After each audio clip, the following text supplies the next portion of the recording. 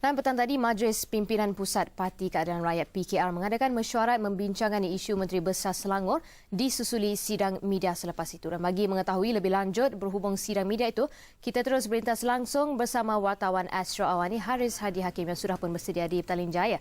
Haris, apa antara inti parti sidang media petang tadi? Ya, terima kasih Arfa. Semestinya persoalan utama yang bermain di fikiran kita semua ialah keupayaan untuk Tan Sri Khalid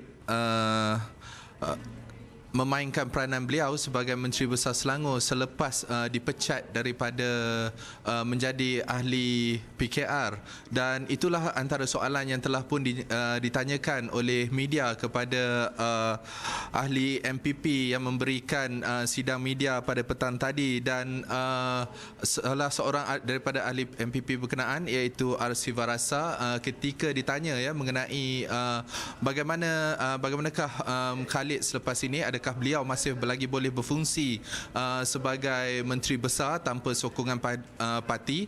Sudah pastinya jawapan daripada Sivarasa mengatakan bahawa Khalid selepas ini sememangnya sudah tidak lagi boleh berfungsi sebagai seorang Menteri Besar kerana pemecatan beliau pada hari ini merupakan satu isyarat yang jelas bahawa Khalid tidak lagi mendapat sokongan daripada parti dan juga rakan Pakatan Rakyat. Dan jelas Sivarasa, menurut Undang-Undang Tubuh Kerajaan Negeri Selangor, Khalid harus meletak jawatan beliau sebagai Menteri Besar serta-merta kerana pemecatan ini secara tidak langsung telah menunjukkan bahawa Khalid mendapat undi tidak percaya dari kalangan parti dan juga rakan pakatan itu sendiri.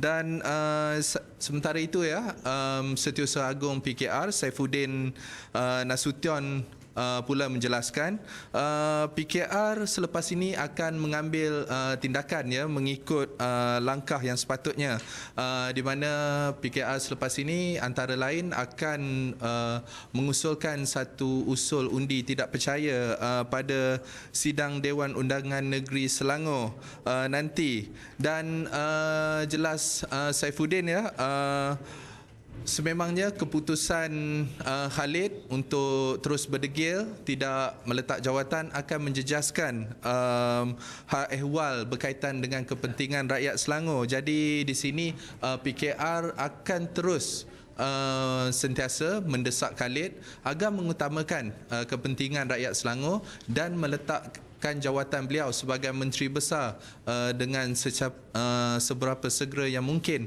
bagi membolehkan calon pilihan parti dilantik sebagai Menteri Besar nanti. Dan apa yang pasti, Kerajaan Negeri Selangor ini menurut Saifuddin masih lagi dikuasai oleh Pakatan Rakyat, dan keputusan terhadap Khalid tidak melibatkan ahli-ahli Exco yang lain, di mana ahli-ahli Exco daripada Pakatan Rakyat yang lain masih lagi boleh terus menjalankan tanggungjawab mereka seperti biasa.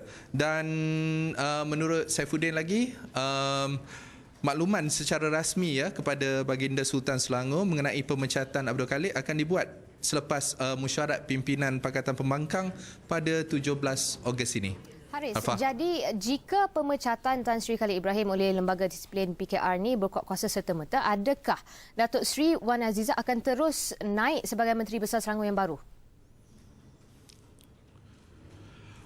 Buat masa ini memandangkan tiada apa lagi langkah daripada Pakatan Rakyat iaitu dari segi mendapatkan perkenan daripada Sultan ataupun mengeluarkan surat kepada Sultan untuk melantik Datuk Seri Wan Azizah.